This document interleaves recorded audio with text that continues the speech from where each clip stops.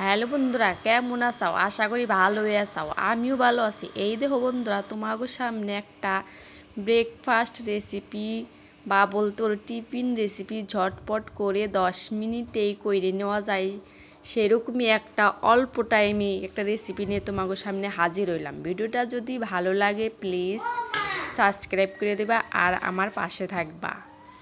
এখানে নিয়েছি আমি একটা আলু, একটা গাজর, কাঁচা লঙ্কা, একটা পেঁয়াজ।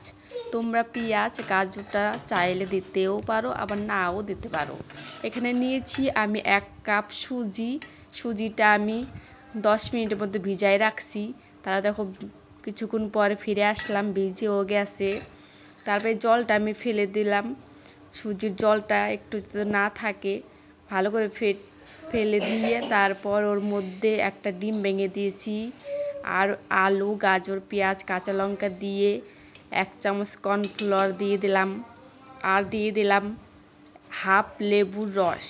এইগুলো দিয়ে ভালো করে ফাটাইয়ে নিব। আমি ভালো করে ফাটিয়ে নিয়ে দেখবা কি সুন্দর একটা ফুলে আসবে।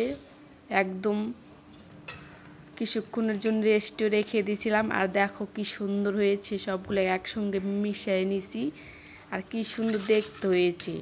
আর ঝটপট 10 মিনিটের মধ্যেই তোমরা এই ব্রেকফাস্টটা খাইতে পারবা। বাচ্চাদের টিফিনও দিতে পারো, খুব হেলদি একটা টিফিন। আর এখানে নিয়েছি আমি কটা সর্ষে, আর এখানে এরকম আমি একটা প্যান বসিয়ে নিয়েছি। তারপরে একটু দিয়ে দিচ্ছি সর্ষের তেল, আর তেলের মধ্যে দিতেছি 2-1 দানা করে সর্ষের দানা।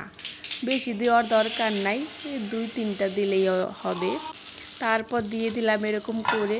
তারপর কিছুক্ষণ পর ঢাকনা দিয়ে রেখে কিছুক্ষণ পর ফিরে আসলাম। এই দেখো বন্ধুরা কি সুন্দর হয়েছে, দেখেই তো লোভ লেগে যাচ্ছে যে কতক্ষণে নামাবো আর কতক্ষণে খাবো।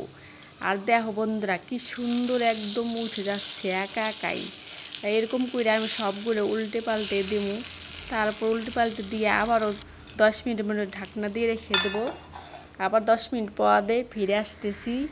এই দেখো বন্ধুরা কি সুন্দর হয়েছে, দেখলেই একদম জিভে জল চলে আসে।